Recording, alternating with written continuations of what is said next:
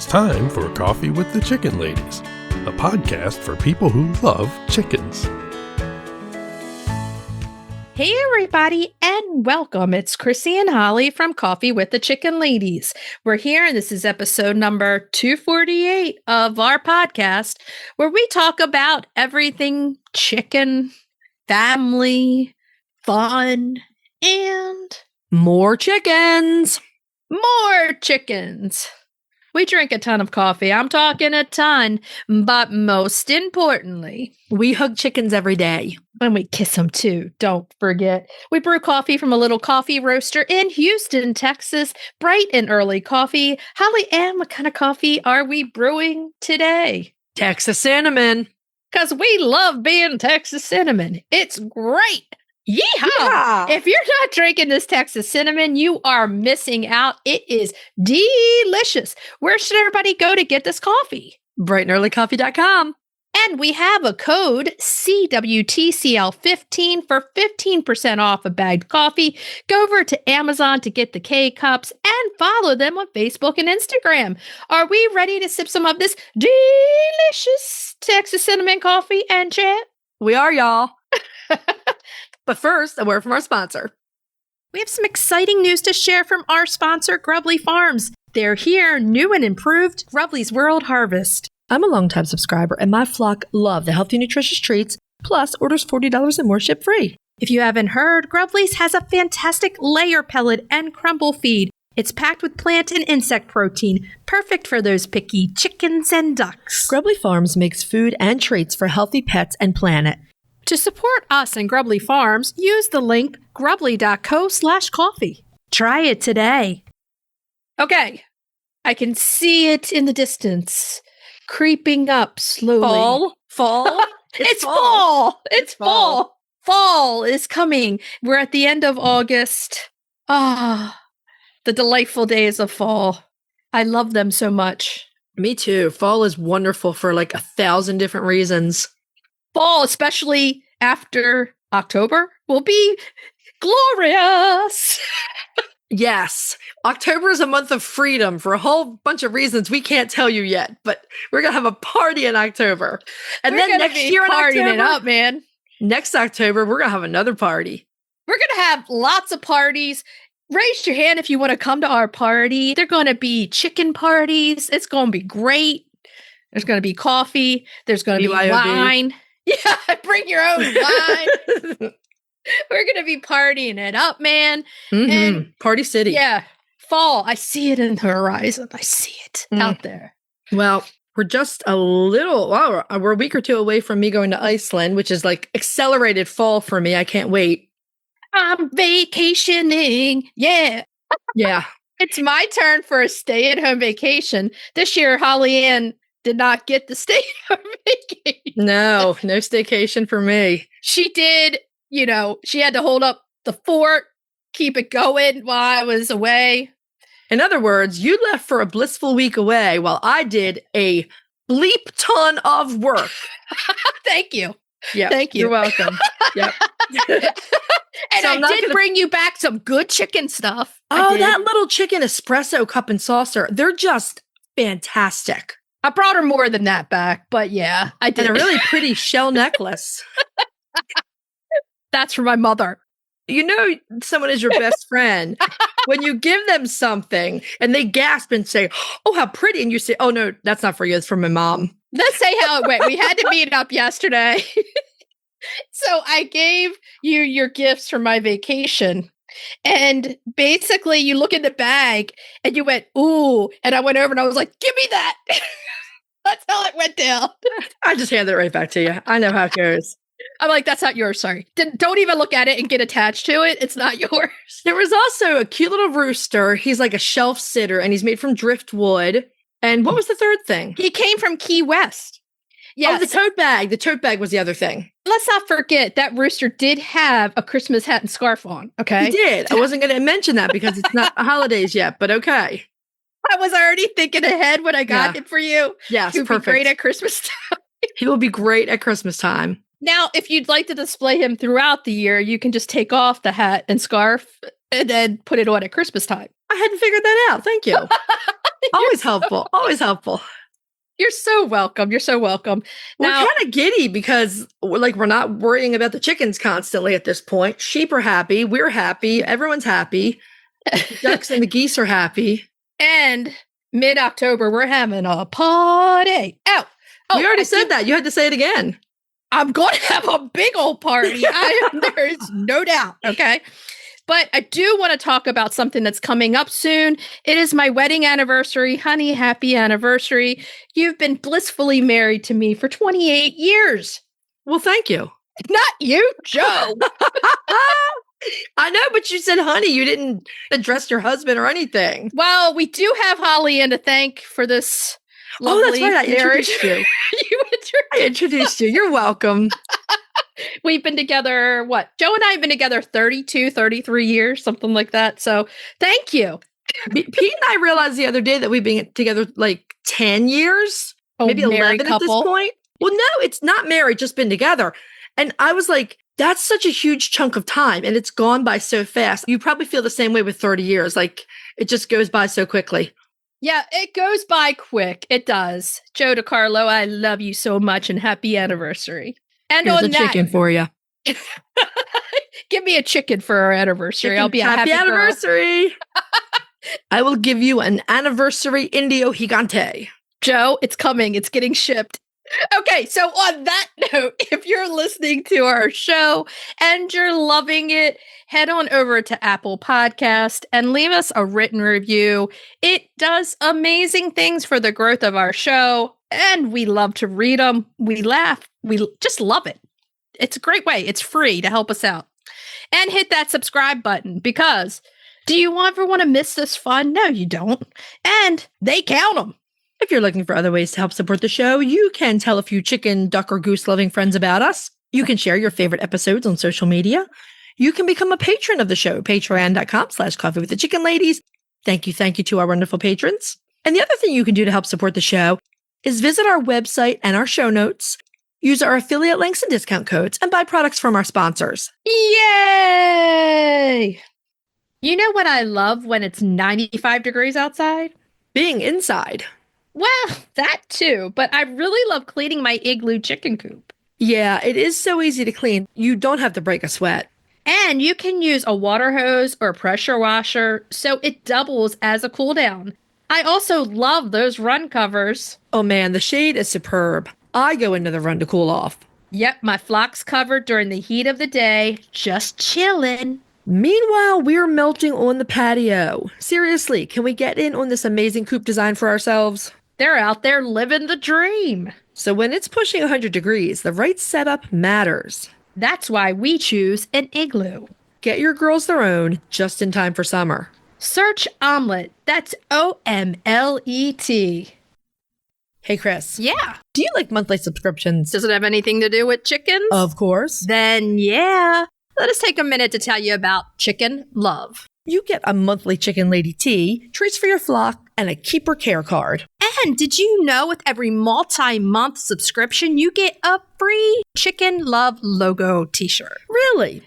Yeah. It's $36 a month with free shipping. What are you waiting for? Get off the nest and click already. That's chickenlove.com. That's chickenluv.com. Get your subscription today. The Breed Spotlight is brought to you by Murray McMurray Hatchery, defining quality for generations. For over a century, Murray McMurray Hatchery has remained a trusted family-owned business, working tirelessly to ensure our poultry meet the highest standards. Whether you are an experienced enthusiast or just embarking on the journey, look to McMurray Hatchery for guaranteed quality, rare and heritage breeds, low minimums, and all the supplies you need to raise your flock. Request a free catalog today. I would like a little spot of tea and an Old English Pheasant Fowl for this week's Breed Spotlight. Yeah. Yeah. I got you on that one. You did. I had a mouthful of coffee too. Yeah. Don't spit coffee on the microphone. Or tea, but it's coffee in our case. So this week's Breed Spotlight is the Old English Pheasant Fowl. At risk of being repetitive, the Old English Pheasant Fowl. Just in case you didn't get it in the intro, the Old English Pheasant Fowl. We just like to say it. The Old English Pheasant Fowl. That's right. This is a very beautiful, very old, and very rare breed of chicken. They are rare here in the US, of course, but they're also rare in their native UK. They were probably developed in the north of England around Yorkshire and Lancashire. They have been around for several hundred years, but they were often found under different names. I believe they've had a few. They have had a few, yeah. And at one point in the 1800s, they were lumped in with Hamburgs, as if they were just a color variety of the Hamburg, but they are not. The Old English Pheasant Fowl is a distinct breed from the Hamburg. They look a lot different too. They do. Yeah. They come in 2 color varieties, gold and silver, but the silver are very rare. We're going to be concentrating on the gold because that's what you get in the US and in most of the UK. And it's not rare, so you can get it. Well, the bird itself is rare. I know, and the silver especially. Right. But even the gold is rare. They're all rare. All the birds are rare. Silver. Oh, my Lord. Okay. And no, before anyone asks, they are not pheasants. Nobody was thinking that, man. You think so? I don't know. I just said that. They were officially given the name Old English Pheasant Fowl around 1914, and this was to distinguish them from Hamburgs and also from red caps, which are kind of similar looking. Hamburgs have always been on my list of chickens that I'd like to have, but they were on mine first. They were not. How do you know that? Hamburgs have been on my list for like 20 years. They've been on my list for about 23 years now. Get out of here. They have. At some point in the late 1800s and the early 1900s, poultry fanciers realized that all of these older breeds, including the Old English Pheasant Fowl, were starting to disappear. As they set out to do the conservation work, they realized that they were dealing with distinct regional breeds. Again, that's where a lot of those alternative names come in. Okay. According to the Rare Breeds Survival Trust, the Old English Pheasant Fowl were popular with smallholders in the UK up until the 1950s. But they were never used in industrial settings for obvious reasons. They're tiny. They could not cope with industrial conditions. And really, the hens don't lay enough eggs to compete with commercial hybrid layers anyway. No, they don't. It's hard to find a lot of definitive history on this bird, other than mentions of its popularity with country farmers over hundreds of years. In the Poultry Book, published in 1867, W.B. Techtmeyer writes about the golden pheasant fowl, and his description does fit this breed. He contrasts the pheasant fowl with the golden moonie. Now, moonies are known to be smaller birds that have crescent-shaped black spangles at the end of their bay brown feathers. Except, I found a lot of places where moonie and Old English Pheasant Fowl was synonymous. I don't think they're the same, but they were used as the same. They look alike. They're lookalikes. They just lump them together. They're doppelgangers. In some ways. You just want to use that word, didn't you? In Ornamental and Domestic Poultry, which was written in 1848 by our friend, the good Reverend Edmund Dixon, he describes the appearance of a moss fowl, which he lumps in as a sub-variety of a Hamburg. It sounds very much like an Old English Pheasant Fowl to me. Has a large double comb, has the same colors and markings. I just think the history of this bird has just been sort of like the Sussex was always lumped in with the Dorking. Old English Pheasant Fowl was always lumped in with the Hamburg. And that's about it. That's all I got to say about that. Which I wanted first. What? Hamburg? Get out of here, you crazy woman. I saw them first. You are so full of it. Keep talking. Keep talking. It's your turn. Okay. It's your turn on the mic. It's my turn on the mic. I'll give you a little song. Now, let's go to the Old English Pheasant Fowl. And they have iridescent black spangles on rich mahogany brown colored body feathers. I mean, just listen to that. It just makes you want to get this chicken. They're gorgeous. They are gorgeous. I like how I went through that, It was just very... Now you're feeling it, yeah. I had emotion in that. Now they have black hackle and neck feathers and black tails, and they have large frilly rose combs that end in a spike in the back, and they will definitely need protection from cold weather. Now, they have clean slate covered legs and feet, because sometimes their feet can be different colors than their legs, and you don't want that to happen. All right, smart Alec. I just write it out the way I see it. You're picking on everything today, man. I'm feeling silly today. That's all. You're slap happy. I am. I've had too much coffee. It's not good.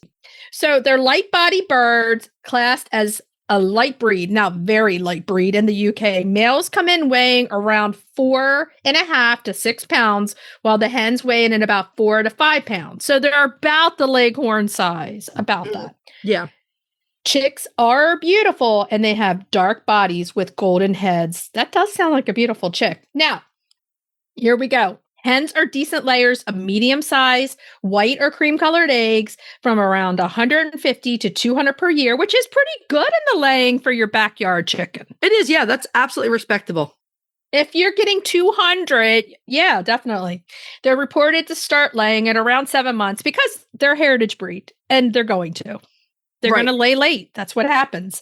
And hens will sometimes go broody. And if they do, they'll make good moms. So there you go. In the UK, some still use this breed as a dual purpose bird, which makes them a good breed for small holdings or homesteads.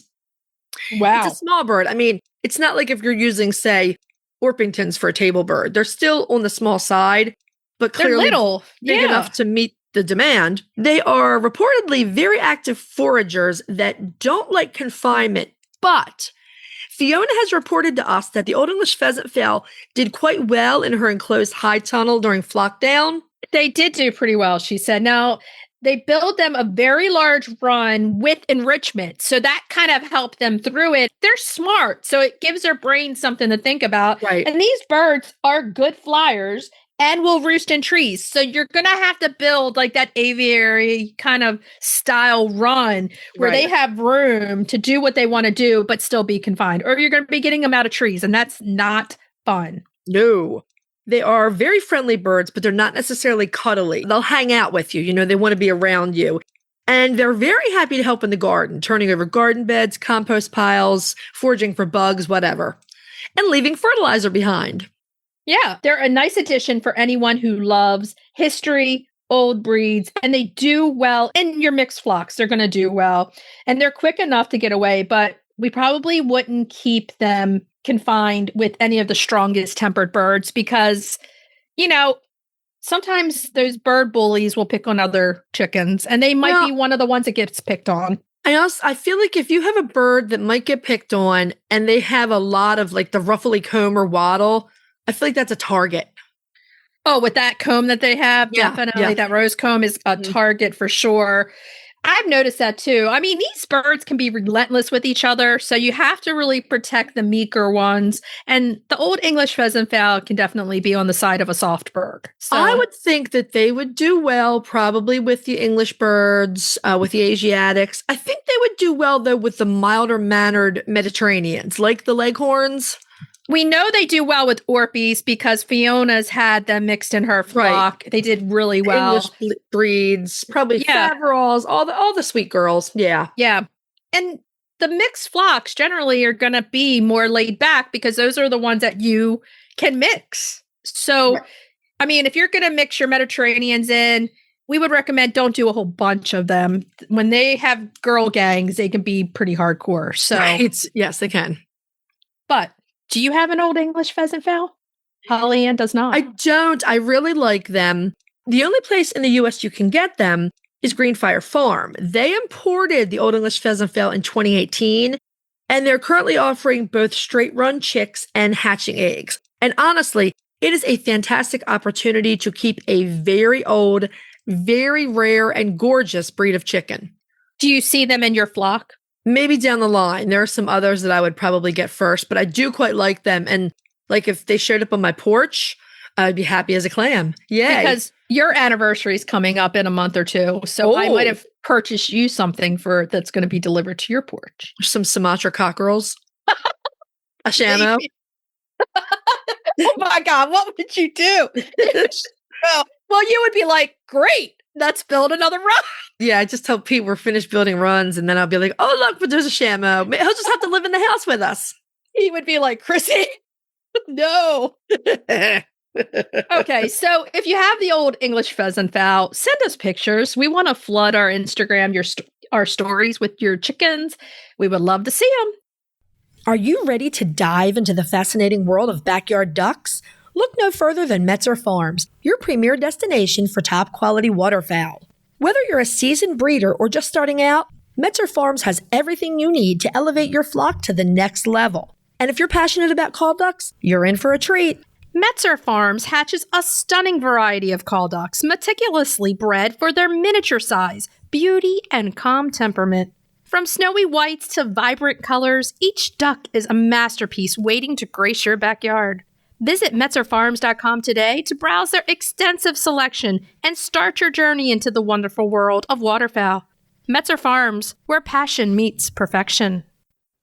If you're looking for a chicken coop that's produced in a planet-friendly, sustainable way, try Nestera. Each coop is made from highly durable, 100% recycled plastic that keeps the equivalent of up to 2,000 shampoo bottles out of a landfill. Their clean, modern design will fit into any garden or run area and comes with an industry-beating 25-year warranty and a range of handy accessories. Simple to put together, so quick and easy to clean, and most importantly, red mite resistant. Your chickens will love it. Quick shipping from Nestera US. For a 5% discount, use the affiliate link in our show notes, on our website, and on Instagram. Link in bio. Check them out today. Okay, so are we ready to move on to main topic? Yeah. Okay, today we have one of our favorite guests back on the show and one of our favorite people. Dr. Rebecca is joining us. Hi, Dr. Rebecca. How are you doing? Hey, guys. I'm good. Thanks for having me back. We love the days that we have Dr. Rebecca on and that we don't have to go into the office with a chicken to see you. We can see you on the screen. It's like, can I just come in for nothing? Like, I'm always like, oh man, I got to go see Dr. Rebecca. Come in for a social visit. Yes, let's do lunch. Exactly. I like that idea. Yes. So today we're going to kind of get in the woods a little bit because we're going to talk about cancer, which... Whoa, you brought that up quick, girl. Well, we only have half an hour. We're going dark quick. Did you want to chit-chat a little farther? Yeah, I think Go ahead. You can chit-chat. Good. Well, I was going to bring up Dr. Rebecca's good news let Dr. Rebecca tell it. Oh, that I was going to say, I have a cancerous tumor growing. I am due with my third child in November. Yay! My last one. And yay! The other two are already good chicken keepers, so I'm sure that he will follow in their footsteps. Beautiful. And it's a third boy, so yes, you're going to have my three sons.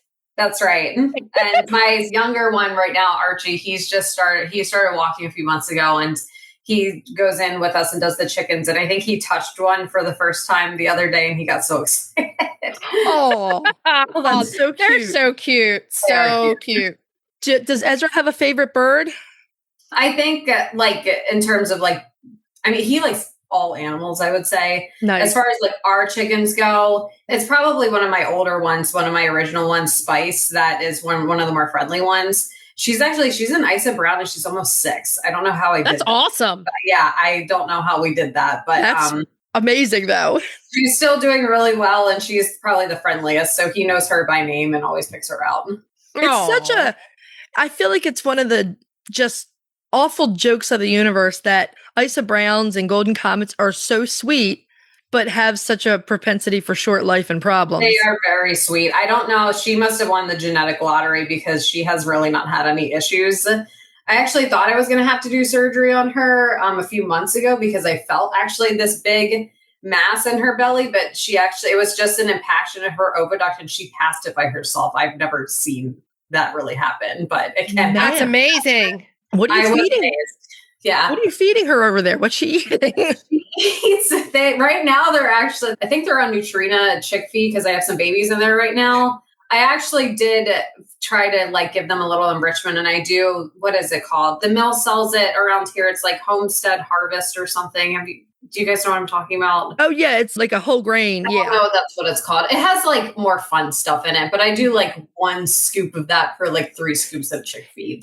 So yes, Holly, I feel like we've chatted a little bit and we can kind of get into why Dr. Rebecca's here today, because we want to tackle a topic that really no one wants to talk about in the world ever, but we have to. And in our chickens, it's happening. So we kind of wanted to touch base with Dr. Rebecca about this because she's seeing it come into her practice.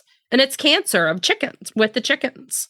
I mean, I guess after we talk, it'll make more sense as to why a 6-year-old Isa Brown is such an accomplishment.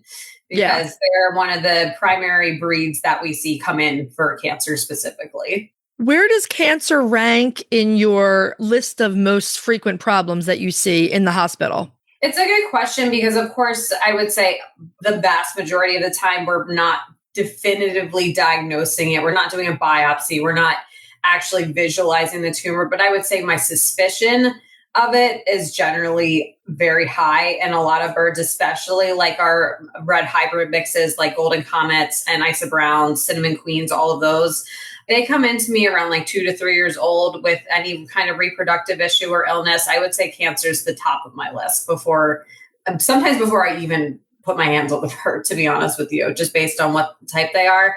But just in general, I would say it's probably a lot of them. It can be like 75%, I would say, because Merrick's also technically can cause cancer. And that's one that we see a lot too.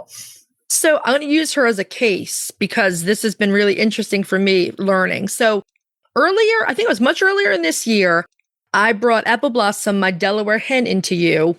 And it was in March. It was in March. Okay. So she was lying around a lot and we thought maybe she had a leg injury. And I remember you took her out of the carrier and said, she's got a big belly. And I was like, she does? So right there, I mean, we knew there was something else besides just lameness going on. So where in that process, in that exam, did you start to think this could be cancer? I mean, unfortunately, anytime a chicken comes in with a big belly, usually that means it's either fluid or it's a really big mass. I believe in her case, it must have been fluid. I know there's other stuff that we found when we actually did surgery, but she must have had a lot of fluid in there. And I would say anytime I'm feeling fluid in a belly, I would say cancer is high at the top of the list as something that would potentially cause that. There's other things like liver issues. Sometimes heart issues can cause that, although I don't feel that heart issues are very common in backyard breeds, very common in broiler breeds, which we don't see at the vet very often. Mm-hmm. But I would say right off the bat, if I'm feeling fluid, I'm going to be concerned about that. So let's back up for a second. And when someone's in with their flock, what are some things that they're going to notice with their chickens that will alert them to call you and say, my chicken needs to come in? What are things they should be looking for? Some symptoms. I think what's hard about cancer in general, and this is true, I think, in all of veterinary medicine, from chickens and even the cats and dogs, is a lot of times cancer can have very vague symptoms. A lot of times it's that they've been losing weight for a period of time. They just kind of separate themselves from the flock more. They might seem less active, more sleepy. Maybe they're roosting earlier than the other chickens, that kind of very vague stuff. There's usually not a specific symptom that's going to make us think that until we do an exam. And with the exam, the vent, doing a physical exam that way is so important. I know we've talked about this before. We need people to advocate for their chickens to get this vent exam done by their vet, correct? Yeah, I would say that I can diagnose a lot of things or rule out a lot of things simply by doing an internal cloacal exam. And that helps me feel if a chicken is egg bound, if they have any suspicious feeling masses, or of course, if they have just something completely obvious, like a really big reproductive tract. And a lot of times the things I'm feeling for are kind of, I would say the most common cancer that we see in chickens is ovarian cancer. And the ovary is actually on the left side and it's tucked all the way up under the ribs. So I was not actually feeling the ovary. It's more I'm feeling all the secondary stuff that cancer causes. So there are some times where a chicken might be showing those vague signs. And even if I don't feel anything on an exam, I might still be suspicious if they're very skinny or just like if we can't find another reason for it, because that ovary is so high up in the body that we can't always feel it. So in the case of Blossom, you drew off the fluid. You had her x-rayed. Did you have her x-rayed? I might have had her x-ray just for fun.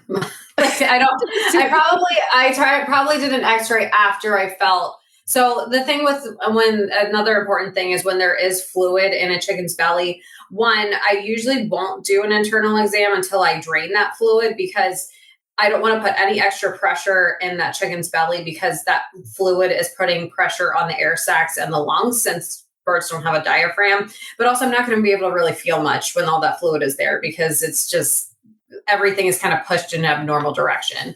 So once I drained as much fluid as I could, I did an internal exam on her, and I know we felt just all these abnormal kind of bubbly masses in her belly. So then we had the decision to make whether or not to do exploratory surgery. She was in good health otherwise, and 4 years old. She's a 4-year-old Delaware heritage breed. So lower chance of cancer, but never say never, because even heritage breeds do get cancer. So we made the decision to do the surgery. You went in and you did find cancer. In 2 places, right? With her, yes. I believe with her, if I'm remembering correctly, I mean, what she had when we went in is she had a lot of these, like, I don't know what else to call them. I said they look like water balloons. It's like these little bubbles that were all in there. And they're probably cysts, right? Are they like cysts? I think they're like cystic follicles that are associated with the reproductive tract. So I removed much of those as I could because they take up space. And if they burst, theoretically, they could cause like a secondary infection and inflammation. But she also looked like she had changes to her digestive tract. And the digestive tract is a very common place that reproductive cancer will spread. So that's why sometimes we will see big crops in chickens that have cancer, either because there is a big mass in the belly that's making it so the digestive tract just has a lot of pressure on it. It can't empty normally, or because cancer has actually spread the digestive tract and it's not functioning properly. So I remember Holly was with me. She came to my house because we try to support each other. And of course, during those times, and nobody wants to be alone. Well, chicken surgery is never routine. I would say I never know what I'm going to find when I get in there. Yeah. And I also never know if I'm going to actually be able to make that chicken better or not. But unfortunately, it's most of the time the only way we can really diagnose what's going on. And I remember you called her and you were like, you have a choice to make here. We can try to clean everything out. And, she still has a good quality of life and see where she goes. Or sometimes the call is that the most humane thing and you can do is let them go when they're under anesthetic and, peacefully put them down at that point. And I remember looking at her and saying, you can always make the other decision. You could let her try.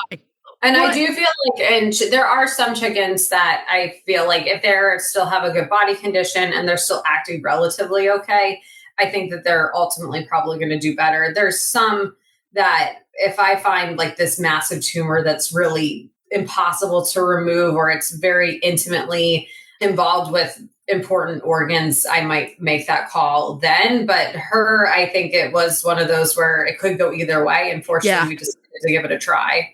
It was very 50-50. And I really didn't know what to do. But, we really love that chicken. So I said, okay, let's try it. And miraculously, she has done really well. She recovered very well. I'm not even going to say how long she's been doing well. I'm just going to say she's doing fantastically well. So I guess she just either has good genes or maybe she's doing really well in the food. And it's whatever the case. They could be very less aggressive than some of the other cancers we see. I don't know. I don't know that we actually, did we get a biopsy done of her? I don't think we did. I don't think there was anything because I have found those bubble structures, you won't get any information from them. What you took out of her, and it was a lot of stuff. It was a lot of those bubbles. Yeah. Which I actually had to touch, and they're really rigid. They were much more rigid than I would have expected. Yeah. And then there was a sort of crunched up eggshelly sort of thing. And then there was what looked exactly like a hard-boiled egg. That's right. Yeah. All of that mashed in her abdomen. All that stuff. So that's reproductive cancer. And like you said, it's going to look a little different in every patient that you see. I also, a couple months ago, lost one of the Nankin bantams that was weird too. I took her into you because she wasn't breathing well. Right. And it turned out that she had a gastrointestinal tumor, which you said was quite rare. I would say, and I don't know exactly how rare it is, but I would say I usually see reproductive tumors. But in this case, we actually did go in and were able to see what it was. And it ended up being a tumor that was in the intestine. So it didn't actually seem like it was involved with the reproductive tract at all. It was its own thing. A lot of people, a lot of chicken owners are going to deal with this. All three of us sitting here have dealt with it with our own chickens. So it's something to be as educated on as you can and know that you have a partner in your veterinarian so that you can either get the quick treatment or do it, humane, peaceful euthanasia if that's what you need to do, and have someone who has the resources to tell you that's what it is. Like you said, it can be subtle things or something really big, or it can be something that you can give them months more. So it's something to definitely explore.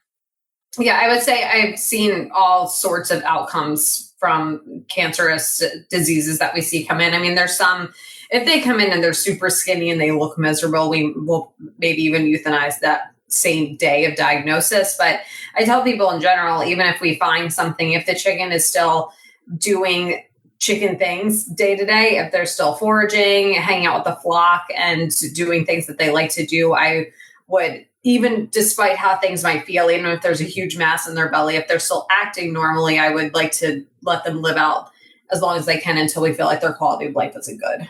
Besides reproductive cancer, what other type of cancers have you seen? I would say, of course, like we saw yours, that was the GI tumor. And of course, I see secondary GI issues with reproductive cancers. I would say probably the second most common thing we see is, sadly, Marek's causes cancer also. So Marek's virus, while it can cause like neurologic stuff like paralysis, the other form that we see is actually tumors, either within the organs themselves, or I've actually seen tumors form on the skin that can be a sign of Marek's disease. Wow. It's not fun at all. Very not fun. Jeez. It's a hard conversation even to have right now because you really don't want to think about that could happen to your animals or to anybody else. But to know that there is a treatment out there or there is a possibility to give them more time and be comfortable.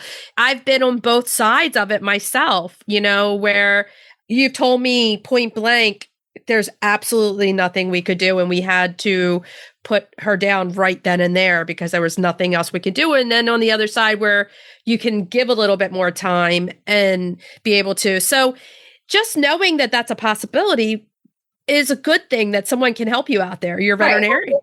Well, just like in cats and dogs, we can do palliative care, which is essentially meaning we're kind of providing like hospice care, just like comfort with medication. And we can certainly do that in chickens too. There's no reason that we can't. And so I have definitely been surprised by some cases how long that chicken or that duck has gone on since their diagnosis. There was a duck I did surgery on earlier this year, probably around January or February, that her belly was always really big. So we did surgery and we went in and her entire oviduct was just like this big, ugly purple mass. Like I couldn't even recognize it. It was a terrible looking disease. And I will tell you, we ended up just deciding to not really, we got, I think, a small biopsy, but we decided not to do much else because surgery would have been very difficult and risky. So we closed her up and she went home and she's on kind of palliative care, but she's still alive today and she's doing wonderfully. So, I mean, I would not have bet that duck would still be doing that well 7 months out, but she is. So I never know how they're going to do. So I will always take a chance to see how they do. And of course, we can always make that decision if they're suffering to euthanize at that time. She is on like doxycycline and meloxicam is what we have her on. How often do you see cancer in ducks? I feel like I don't see ducks as frequently, but I would say I don't feel like I see cancer as frequently as ducks as I see them in chickens. Okay. I think mostly because I don't feel like most of the ducks that we see were really made for egg laying, if that makes sense, because ducks really aren't used for that purpose. I would say the biggest problems I see with ducks are we're usually seeing Pekin ducks and they're usually having orthopedic issues because they're meat breeds. So I think a lot of times the problems we see are related to whatever that breed was developed for. Okay. I wanted to just bring up too that we need to make sure that everybody knows that chickens cannot go on steroids. They give them a really bad reaction, like that can actually really harm or kill them. So a vet puts them on something, it has to be a non-steroidal, and that's generally really important. I've still never been brave enough to try it. I guess if a very, very last ditch effort, if that's all we had, I would maybe try it. But the idea is that birds seem to get a really suppressed immune system with steroids in comparison to other species. So they're very prone to developing infection if you put them on steroids. It's crazy stuff. You teach us so much stuff all the time, every day. We're like fighting over what we want to say here because there's like so much. And you're one of our favorite people, Holly Ann's right. And it's like what you... I think we learn a lot from each other, which is what makes it a great relationship, right? All of our chickens come in. So anything that goes on, Well, I think that's the main thing, though, I think about chicken medicine in general, especially backyard medicine, is that I think a lot of us are still learning. And because people are bringing stuff in to be evaluated, we are not going to be able to learn any other way. So there's not a lot of research out there about backyard chicken medicine, which is why there's not a lot of resources probably. But I think a lot of it just comes from being able to see a lot of cases and get experience from them. It makes me wonder, there's like $1 billion industry when it comes to like supplements and diets for humans for preventing cancer, right? What are some of the things? I mean, obviously, the Merrick's vaccine is extremely important when it comes to preventing cancer. But what are some of the other things that might help, keep your birds healthier and keep the cancer away? I mean, that's a good question. I think in general, I don't know if there's any specific supplement that we'll be able to develop for that specifically. But I think one of the things that we can potentially do is trying to create more of a demand for the backyard breeds that are less prone to issues. I think everyone, when they start getting chickens, they tend to go for those hybrid breeds like the Isa Browns and the Golden Comets because they're advertised as very heavy egg layers. And they are for sure. But because of that, I only see these guys usually live about 2 to 3 years because they just get a lot of reproductive issues where I don't see that. And while other breeds can certainly still develop that because it's always a risk, I don't see it as early as that generally. And they might be a lot older when that happens. And cancer is going to be prevalent in an older animal no matter what. I feel like those breeds, the hybrid layers, they always have the most enticing names too. Yes, Green I think Queen, Amber Star. They have these wonderful names and they lay all these eggs, and it's just really good marketing for a bird that can have problems. It's such a shame. It's terrible. And I feel like, I don't know this for sure, but I know that we also kind of have a theory that potentially some of these new color breeds might also have health issues that we're seeing earlier. Like, I think we have had a run with the lavender Orpingtons. I feel like My own. Yeah, I don't, but I've seen in other lavender Orpingtons too, not just yours. Yeah. I had one that I think ended up dying at like 2 or 3. But I just like how we see some weird diseases in some of the dog breeds that are bred for color. I'm wondering if some of these chicken breeds that are being developed more for color are having some of these more cancerous issues just because of something in the genetics there. And I was going to say it's genetic. You don't know exactly the genetics that these birds are coming from. So it's difficult. You don't know the genetics, and it's largely market driven because breeders and, well, in some cases, some of the hatcheries are rushing to get these birds available to the public. There's a big demand for lavenders. They're beautiful birds. I Gorgeous. I understand why. I've just personally seen, I feel like I said, it's totally anecdotal, but I feel like I've seen a much higher prevalence of issues in lavender Orpingtons versus buff Orpingtons. Absolutely. Yeah. So just like really quick off the top of your head, throw us out a couple of breeds that you've seen that are really healthy. Like you don't see a lot of serious problems with them. I would say the oldest chickens I see are usually Easter eggers. And I think that's probably because they're a mutt. Hybrid vigor. It's hybrid vigor. Yeah. I would say the oldest chickens that I've seen have been Easter eggers. Like I would say pretty regularly. I've seen an 8 or 9-year-old Easter egger. So I have an 8-year-old Easter egg. Blanche Dubois. You've seen Blanche. She's 8. Yeah. And I have an almost 6-year-old Easter egger. So I feel like maybe because those are just, let's be honest, they're not a real breed. They're a mutt breed. Right. But I think that they are more healthy because of that. I have also I've seen some old Australorps. I've seen some pretty old ones there. And I think in general, a lot of the backyard breeds that aren't made for eggs specifically can do very well. Yeah, the heritage breeds. Yeah, the standard bred. Yep. The Easter egger. That's my surprise for this episode. Yeah, I would say that is the one I have seen most frequently come in, and they can be pretty old. I love that. Oh my gosh. Well, thank you for coming on today to talk to us about this really tough topic.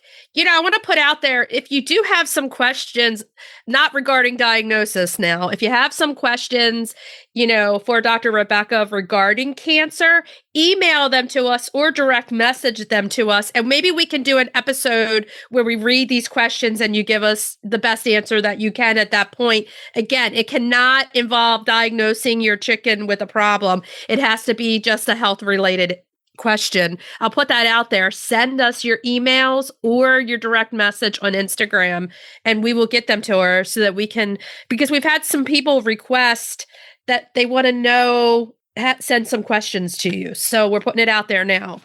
Sounds good. No problem. Okay. Thank you, Dr. Rebecca. We will see you soon, but not too soon. Yeah, hopefully not here, but right. Bye. Bye.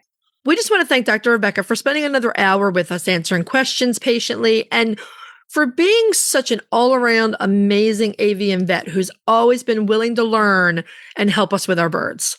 And friend and person, amazing all the time. And you know what? This topic's hard, but it's reality. And learning more about it can help us be prepared, not scared. So yeah, it's one of those things we have to do. Thank you, Dr. Rebecca.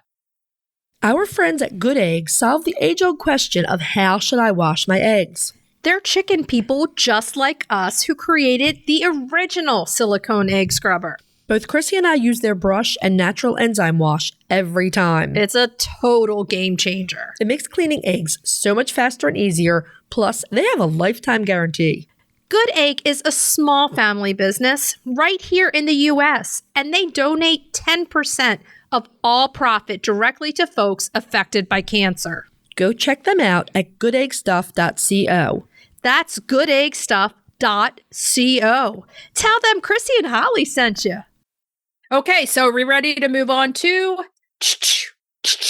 cracking the eggs? Cracking those eggs. Now, we're going short and sweet today. We're doing a 4-ingredient almond cookie because if you want a cookie and you want it fast, you need something with less ingredients in it. I have a small collection of recipes, usually cookies, for things to whip up like really quickly in case we're invited somewhere or someone's coming over and I just want a little something to, put out with the coffee. These almond cookies are one of my go-tos. They're very quick to make. They're fantastic with tea or coffee. They're naturally gluten and dairy-free. Love that. You can fancy them up with a dusting of powdered sugar at the end or even drizzle chocolate on them for an extra special afternoon pick-me-up. I think I need that today. I think one day last week we were finishing work and you were like, I'm going to make these almond cookies. Yes. Yes.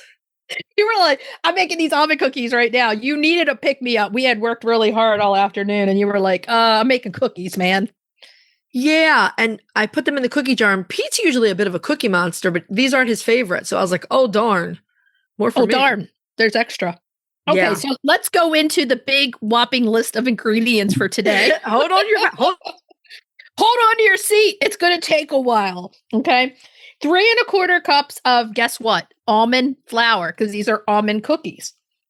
1 cup of granulated sugar, 2 large eggs at room temperature, and 1 teaspoon of guess what kind of extract? Almond extract. Now, optional is a 5th ingredient for afterwards. If you want to put powdered sugar on top of them, that's your optional 5th ingredient. It's more like a garnish or it's not an ingredient. I wouldn't classify that as an ingredient. So it's still 4-ingredient almond cookies. Plus garnish. You're going to preheat your oven to 350 degrees Fahrenheit. Line a couple of cookie sheets with parchment paper or aluminum foil just for quick cleanup and set them aside.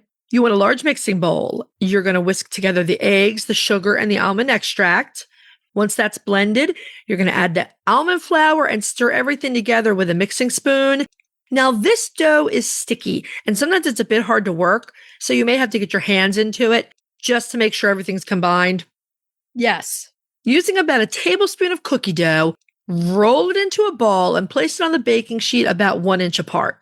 Pop these in the oven. Let them bake for 15 to 17 minutes or until the tops and the bottoms are just turning a light golden brown. Let the cookies cool completely on the baking sheet. Then you can dust them with the powdered sugar and serve and enjoy them, or put them in your cookie jar, whatever. Have them there when you need them. They're very, very quick and easy to make, and they are delicious. And sometimes after work, you're like, I'm a cookie monster. I need something. Sometimes you just need a little something sweet, and this is it. This is the cookie for you. Now try it. You might like it. It's also great to take to your bestie's house when you talk chickens. Always bring something, right? Is that a hint? There's no hint. I'm just telling you. No hint, right? That's just a demand. That's a demand. When you're over 40 years of best friends, there's no hinting anymore. There's just like, look, are you bringing the cookies or not? Like, come on, just let me know. Bring me baked goods. That's the way it goes. Yeah. We'll end it on that note. Okay, so let's move on to retail therapy. Retail therapy. Yeah. This week's retail therapy is one that we were looking at and we just adore. Now, we always adore our retail therapies, but we think every single person in the world should have one of these.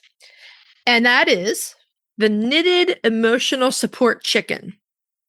If you can't even have real chickens where you are, there is no excuse to not have yourself an emotional support stuffed chicken. And they are out there. Let me tell you, they're out there.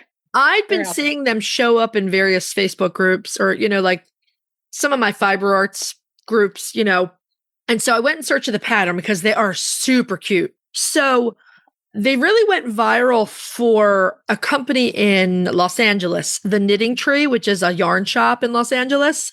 Right. So the pattern comes from there. It was originally a knitting pattern. They've also adapted it to crochet. You can get either one.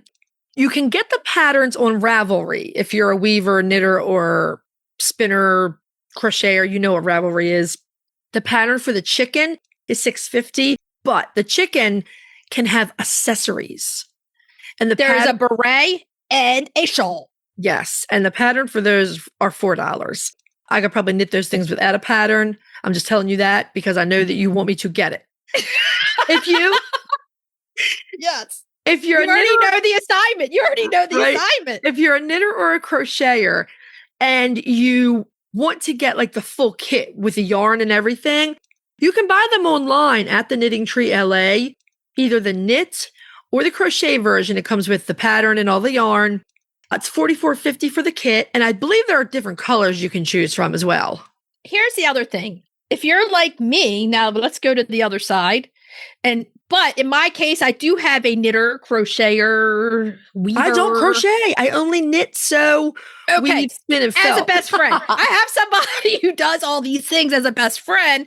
So, I might have to spend the money. I might not. But you can buy the chickens already knitted by someone if you don't have a best friend that does it. Okay. You found most of them on Etsy, is that right? Etsy. You can go on Etsy. There's a bunch of different handmade knitted chickens. The other place that you can check is your local farmers markets on the weekends. I have two. I have one that's in my local downtown on Main Street, and there's one in Baltimore that's also very large. Every single Sunday, you can get fresh produce wherever you are in the city at this market. I used to sell yarn at that market.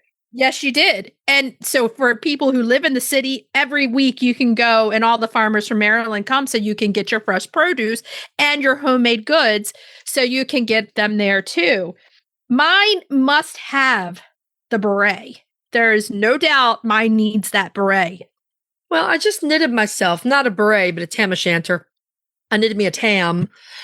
I could easily do a small chicken-sized tam, and I can knit the shawl with my eyes closed, so I don't even need a pattern for them. You're good. I feel like it would represent our day in Paris to a T.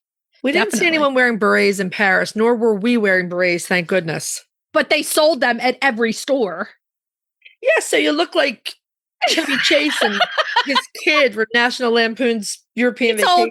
The chef's hat that I really wanted to get for Ella, but then I thought would just have been a waste of money. So, but okay, you can take your emotional chicken anywhere you want.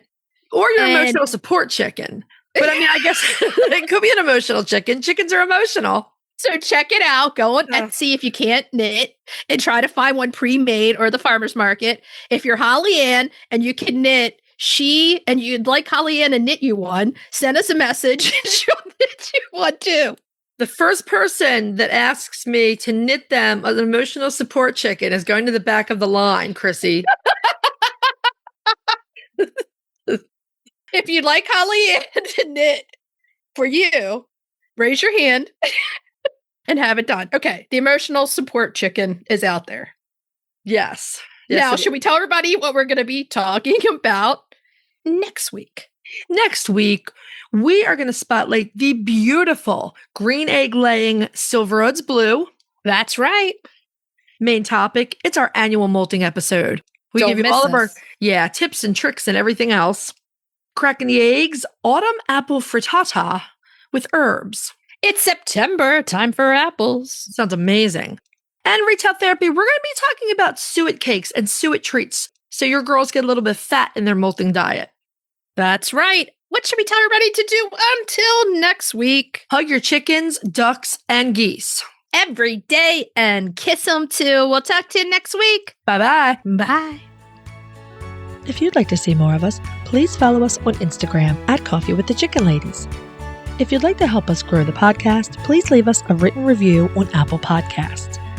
If you'd like to become a patron of the show, please visit our Patreon page, patreon.com/Coffee with the Chicken Ladies. Thanks for listening.